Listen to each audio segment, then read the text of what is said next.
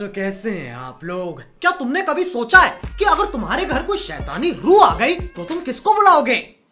Ghost hunters, Pakistani ghost Hunter.